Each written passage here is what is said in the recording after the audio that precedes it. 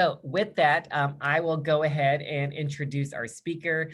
We have some time for questions at the end.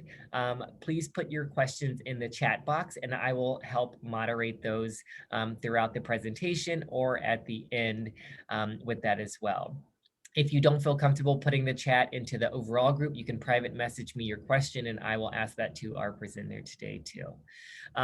Thank you so much, Vivie Nguyen, for joining us today to talk about finding and making space, what QPOC students face in rural places. At this point, I will go ahead and turn that over to you. Of course. Thank you so much, Joshua, for having me. I'm Vivie Nguyen. I use she, her, hers pronouns, and currently I serve as the Director for Intercultural Engagement at the University of Puget Sound. So Puget Sound is situated in Tacoma, Washington, in the traditional homelands of the Puyallup tribe. The Puyallup people have lived on and stewarded these lands since the beginning of time and continue to do so today. I recognize that this land acknowledgement is one small step toward true allyship and commit to uplifting the voices, experiences, and histories of the indigenous people of this land and beyond. So first, if you don't mind, Joshua, I would love for some people to type in the chat, what brings you to this pretty incredibly niche topic today? I would just like to get a sense of who's in the room and what brought you into this space. Josh, if you could just read a handful of those out as they come in.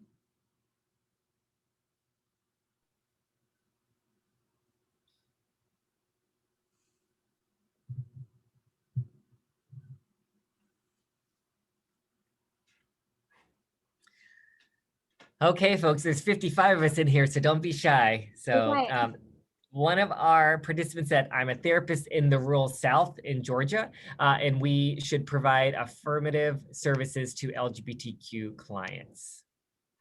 Another person says, I work in a rural-ish college in campus recreation. Another person shares they grew up first-gen rural and have no idea how to support to be an ally because of how brutal it was for me as a white woman. Another person shares they're an advisor at UW-Madison and want to better learn about the experiences and needs of rural students. We're already a PWI, predominantly white institution. Another participant says they advise students who come from rural spaces or go home to visit them. And another one shares, my love for all things supporting QT BIPOC students, my love for you and your knowledge, Vivie, and my waiting to understand how I can support rural students around me. Folks coming from rural upstate New York, rural upstate 2 hours away from a Target. Another person shares they're a director of clinical education and want to provide better support for QTPOC folks. I'll share a last one. I'm an Asian American person working in higher ed for 10 plus years. I do a lot of DI work and always enjoy learning and about engaging in more conversation and discussion. So I think we'll pause there. Thank you, Joshua, and thank you all so much for that share. Again, I hope that I will build in some time at the end for conversation, but I am a fast speaker and I'm going to try to slow down. I'm from California because we have a captionist and I want to make sure that everybody is able to hear and engage in the presentation. So why this chapter? I served as an LGBTQ services coordinator at a university in rural Indiana. And this was during a time where Mike Pence was governor. So I sought research for this chapter in the fall of 2015, but the spring of 2015 is when we saw RFRA, right? So the Religious Freedom Restoration Act occurring in Indiana, as well as across the nation. I imagine that if I conducted this research in the spring of 2015 instead of fall, we might have had some more exacerbated, I think, feedback from participants. I did leave rural Indiana in spring of 2016 for the current position I have now, but in that respect, I anticipated that if I conducted this research in the fall of 2016, right, the responses could have been even more exacerbated.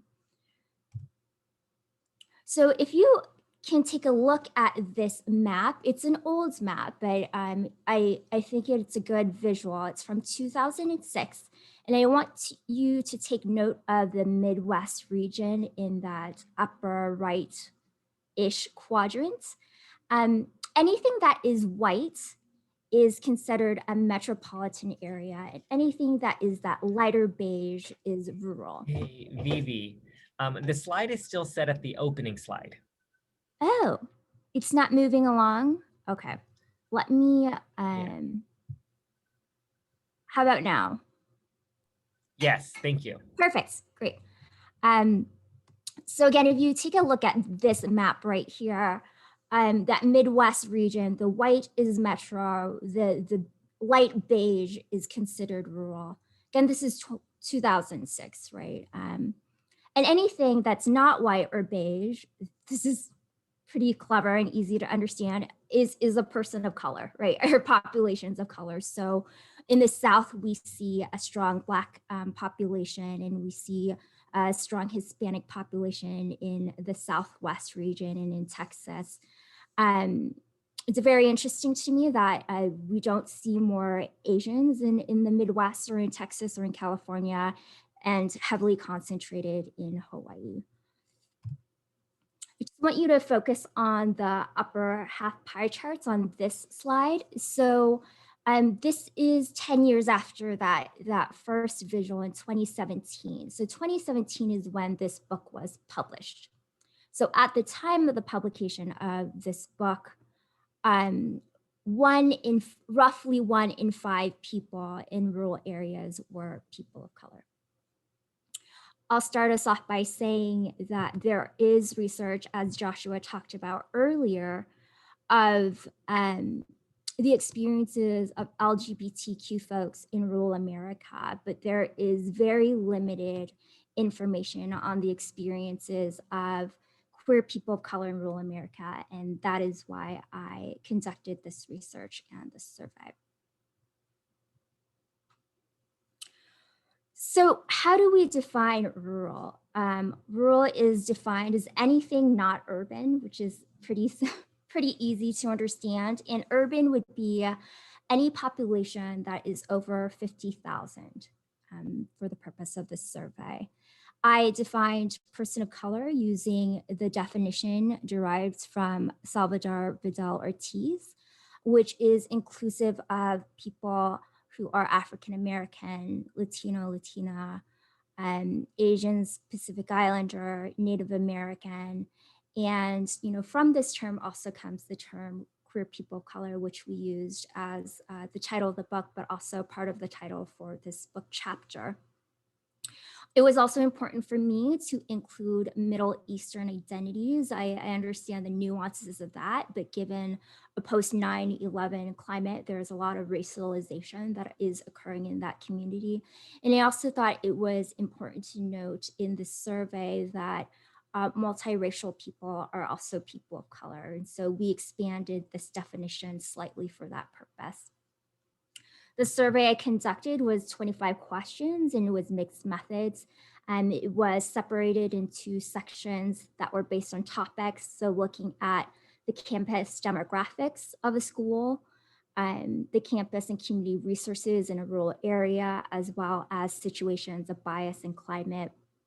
Dating relationships, because students in college age, as well as for queer identities, dating and romance and sexual relationships is such an integral component of identity development.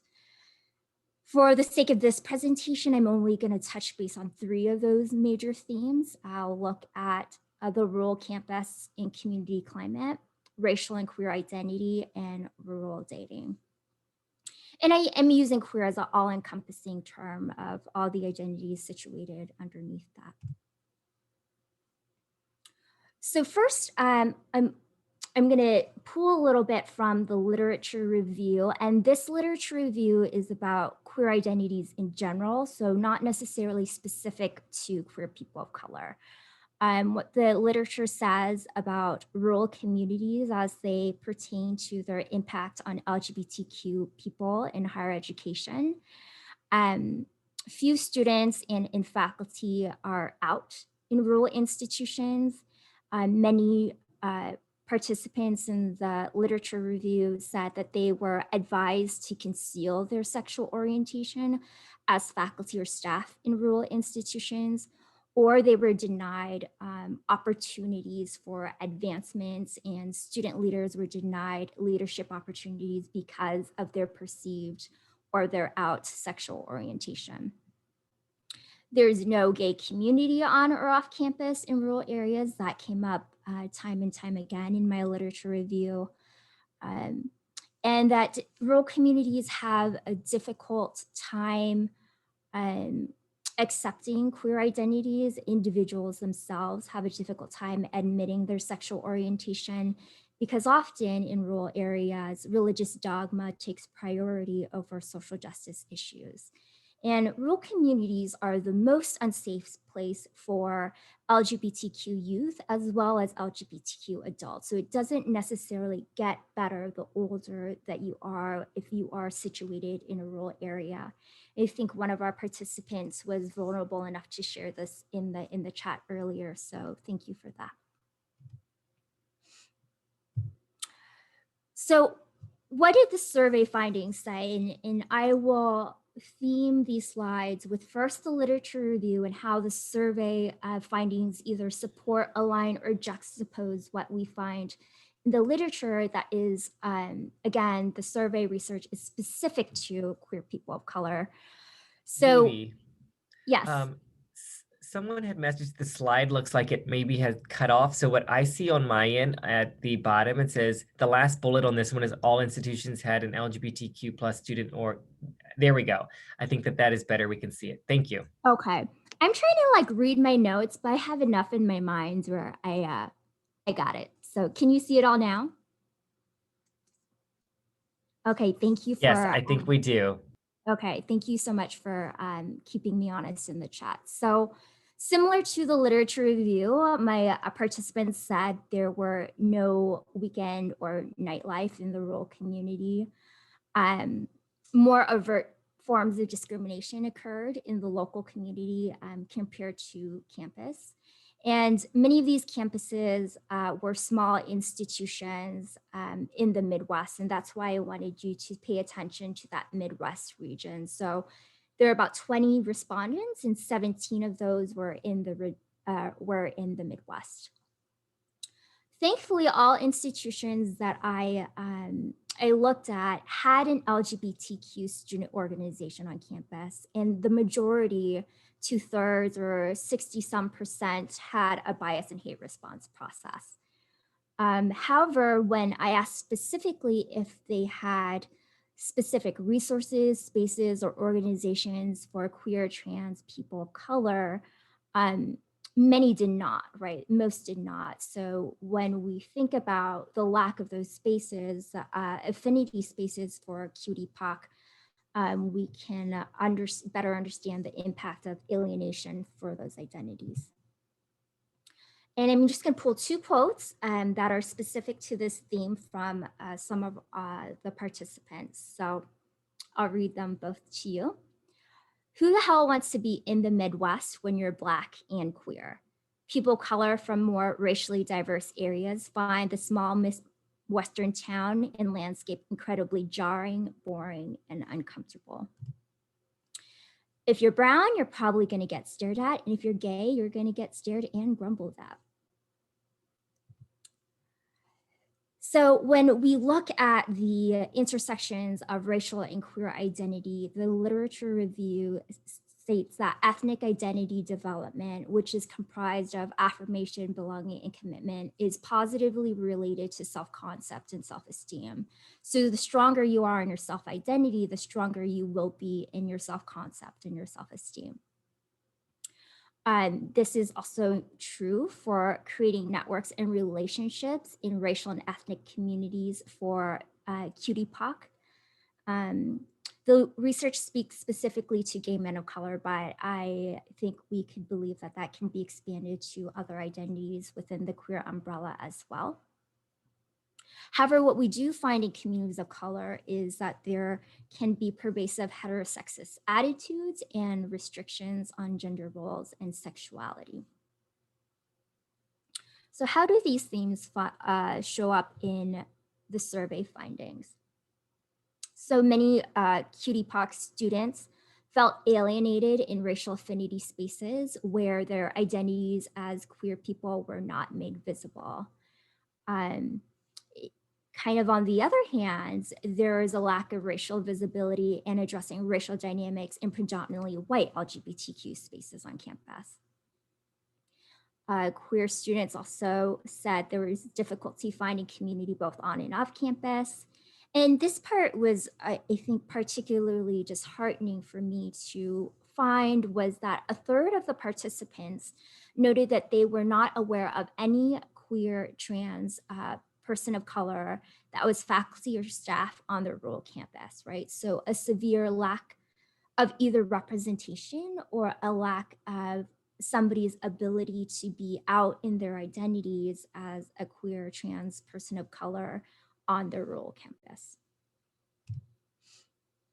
So again, some voices from our participants. Communities of color can very much be conservative when it comes to queer identity due to strong religious ties or traditional ideology passed through generations. So this quote very much falls in line with what is stated in the literature review of communities of color and perhaps narrow definitions of gender, as well as acceptance of sexual orientations that derive from the heterosexual. There is no norm, I guess, just from heterosexuality. This participant states that many queer people of color are secretive about their identities in rural areas and they do not share them widely. The main difficulty is that there's little to no support for students unless they turn to other students, right? So this falls in line with the other finding that there is a lack of understanding or awareness of queer and trans people of color that are faculty and staff on rural campuses. So students are left to support other students without that mentorship and guidance from older adults. So the fun part is rural dating, and it's not fun because rural dating is not fun, and it's particularly not promising for queer people of color, which is should be no surprise, but that is what our findings demonstrate. So as stated in the opening session, challenges arise for queer and trans people of color because of heterosexism, but also because of racism. And this is particularly prevalent when queer and trans people of color have white partners, whether those are romantic partners or sexual partners or both. The literature states that Black lesbians have a difficult time with white partners who don't understand the impacts of racial insults, that Black men are assumed and stereotyped to be dominant in sexual situations, where for Asian men, they are assumed and desired to be submissive, and Latino men are report being exotified by white partners. And again, it's a short chapter, but I believe that we can derive even more of that for individuals who are not cisgender and also queer people of color when it comes to dating white partners. Online dating is the main platform that the queer community finds romantic and sexual partners, but in a rural area, you may not even get reception, right? And so the same partners come up again and again, and they likely will be far away. So most of these campuses were at least 35 miles away from a metropolitan area. The campus I resided in was a good hour away from Indianapolis, which was the major city. The research in the literature review states that there are stronger stigmas against same-sex relationships in rural communities, and that's something that we noted earlier as well. So students on these rural campuses tended to date from the local community or other schools rather than their own schools. And again, a lack of options, right? Participants noted that there was disinterest from white partners to be in relationship with queer and trans people of color. And there were even fewer options if there's a desire to date another queer or trans person of color. So from these 20 college campuses, their racial demographics were from 8 to 35% POC. So that's not queer people of color, but people of color at large. And when we look at that number, does fall into line with that 22% that we saw in 2017 of people of color in rural areas. So think about it, 1 out of 5 people are a person of color. And then if you cut that down even smaller to those who identify as queer, there is not a lot of opportunity if you're looking to date somebody from a similar or different background as another person of color. This one comment particularly struck me, that this is a person talking about their friend, not themselves. One participant noted that a queer man of color reported that his taste changed from moving from an urban area to a rural one. So he then moved from dating other queer people of color to having a preference for white partners once he moved to a rural location. What did participants have to say about rural dating for queer students of color in rural areas? There are very few queer students of color, and students often joke that the pickings are slim, but there is some truth to this. And this one really hit it home, I think, and was so poignant. There are few options. White queers remain exclusive, and brown queers remain alone. So the implications from this study were to emphasize the importance, somebody in this space, I think, was in student activities, the importance to mentor and guide racial ethnic affinity groups to consider an intersectional lens toward their membership. So we're not just looking at race, we're also looking at all the identities that we cannot detangle that are part of the ways in which race and sexual orientation show up. To capitalize on faculty and staff of color who are out and want to be out and are public about that, to provide role modeling, mentorship, and guidance for queer and trans people of color students. So during my time in Indiana, I created affinity spaces for that. And at my current campus, we have a faculty, staff, and student welcome for LGBTQ folks to meet each other and see each other and learn from one another. And at the time, this study was done in 2015, which was at the height of the Black Lives Matter movement, which is still unfortunately very relevant in terms of policing and violence. That came up in the situations of bias and discrimination on and off campus. So one of the recommendations that we had made was to offer campus-wide discussions of issues of mistrust and mistreatment of queer and trans people of color from national and campus law enforcement. And that includes, I think, perceptions of campus security. And to ensure that there is a bias and hate crime reporting system that is also sensitive to the support needs and again, the layering of racial bias and homophobia and transphobia when it comes to queer and trans people of color.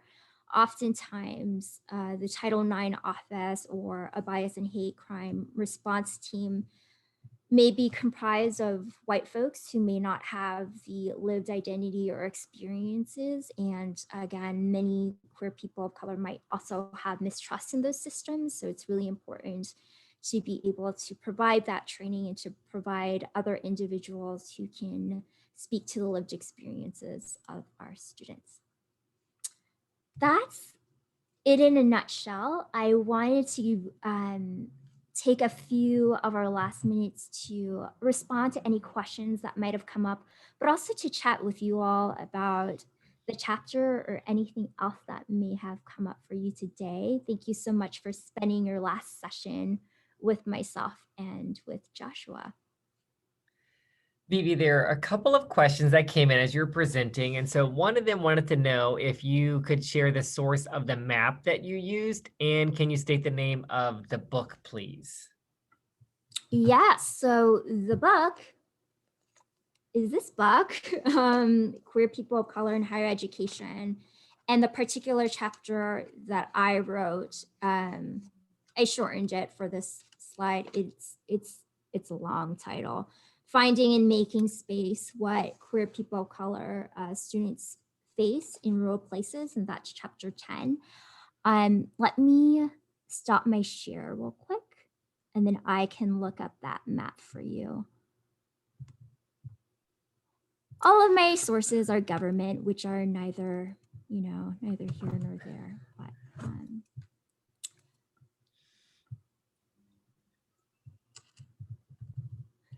was the participant asking for that first map or for the pie chart? I'm not sure, but who asked that, feel free to take your microphone off and expand it. The first map. And so The first map. Okay. Yeah. Hi, Vivie. Madeline Bayless here. My question, and I was interested because I do follow HRC data and some others about the issue of geographic distribution of different, population groups. When I talk about, the reason for advocacy and the reason why some people don't even have personal experiences to relate to, and that's, part of the issue of awareness and openness. But so I was interested of your map with regions there, just so I could sort of map that again, map against some of the other sources I've seen. Yeah, so this one was, I took it from Penn State. So, Okay. Yeah, but I can. Is it footnoted in the book? Chat. Is it footnoted in the book? It's not in the book. So these were just additional slides that I created just for context, for those who are unfamiliar with rural environments. So Okay. I just put it in the chat for you though, so you could just pull that up. Oh, great. And Joshua, that goes to my question about whether our attendees will have access to any of the presentation materials. So you can respond generically, to that at whatever point you want. Yes, we're sending out the recordings for these. We are not sending out people's slides. And so you could reach out to individual presenters and I can help you get a hold of them if needed as well to see if they're willing to share their slides and stuff with folks too. But yes, that's kind of where we are with sharing out resources. So thank you. Another question that came in was how are allies or people striving to be allies or accomplices perceived, specifically white allies, to QTPOC folks in rural places? So not sure if you have some thoughts on that, Vivie. I'm sure you have thoughts. Joshua is more expert than I am, and I'll speak generally about that. Allyship is about how you show up when it matters most and ensuring that you're centering the other person's experience. I think oftentimes self-reported allies, especially in places like the Midwest, right, where there is a lot of conservative and even racist viewpoints. Those are not necessarily the same thing. But it's not enough to consider yourself a good person. You really have to show it, and to show that you care about that person. And you may not understand, and you don't have to understand, but you, I would say, do need to believe how people are impacted because of their identities. And a way that I think that gets misrouted is when we try to understand something that we don't have the lived experiences for. So for me, often I think I'll just speak to my identities with white women, right? Just looking at gender as something that we share, but how I'm racialized is completely different, right? And doesn't make it the same experience. So I think being mindful that as an ally, it's really about the other person and not about you.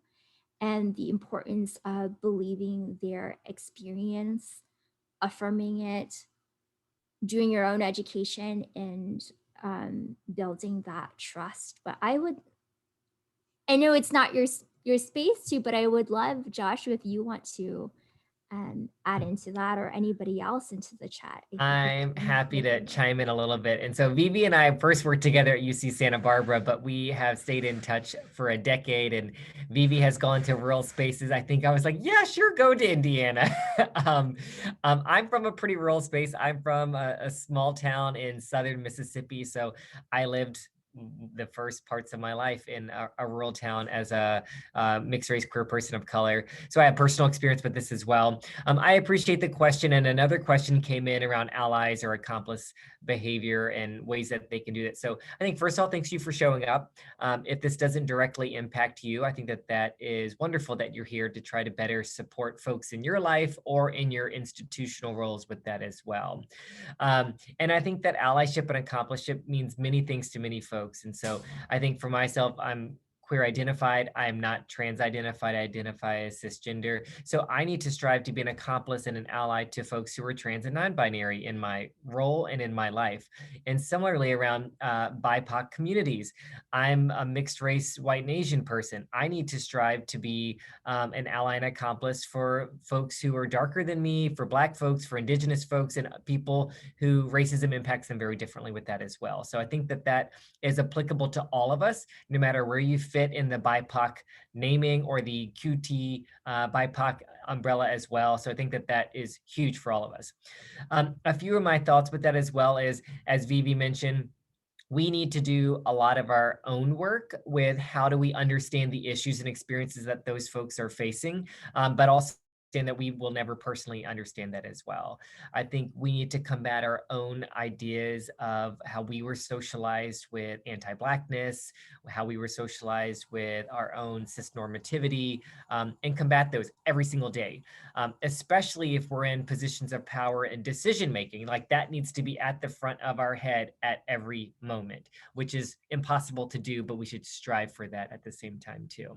I think with that, as well as we are in these spaces, some practical things, creating spaces like this. I think one sort of perk of pandemic is we've learned to rely on virtual spaces a lot more. So if you can provide virtual spaces for folks who might be the only Black trans person on your campus, like are there larger networks you can connect them to?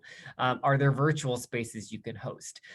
Are there mentorship opportunities that you can facilitate, even if you can't be that mentor for that individual as well, that you can connect folks to other people who could be positive role models for them in their lived experience too.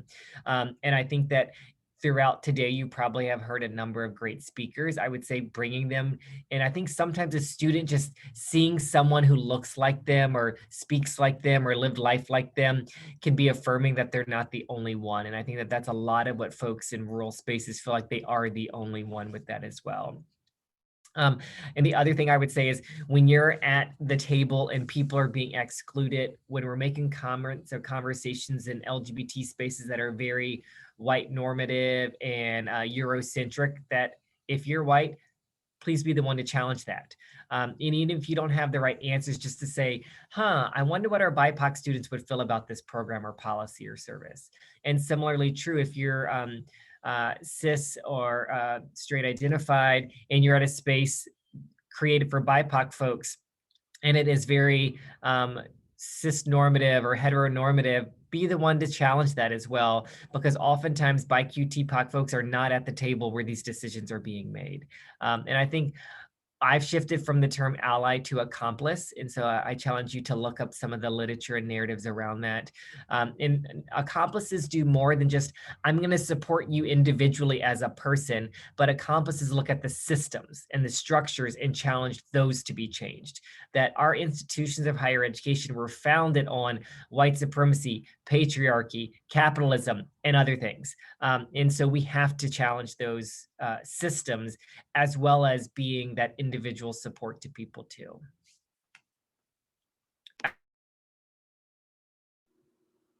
Thank you, Joshua. I also want to share that, if you do use ally, it's an action word, it's a verb, it's not a identity in of itself, right? Thank you, Joy, for saying the same. And I wanted to thank everybody who has been so trusting and vulnerable in this chat and the time together. I'm also going to share my email address in the chat. I know the book may not be accessible to all, and I'm not possessive of my materials. So if you're interested in it, you can very much have the slides if you write to either myself or to Joshua. He has them as well. Vivie, I want to thank you for showing up today and sharing your wisdom, knowledge, and advice and skills for all of us to do better for those in our lives, as well as those on our campuses and organizations.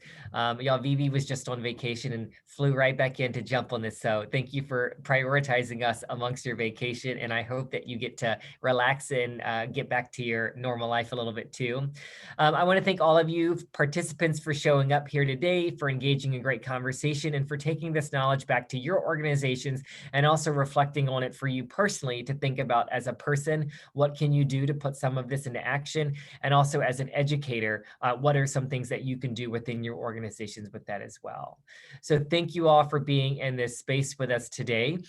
We are going to conclude this conversation, and we will be rejoining everyone back together in our next session, and that is a webinar format, and we will be hearing from our closing speaker, Gabe Javier. Thank you all so much. Thank you, everybody. See you in the webinar. And again, feel free to email me about any questions or if you want to connect. I appreciate you all very much.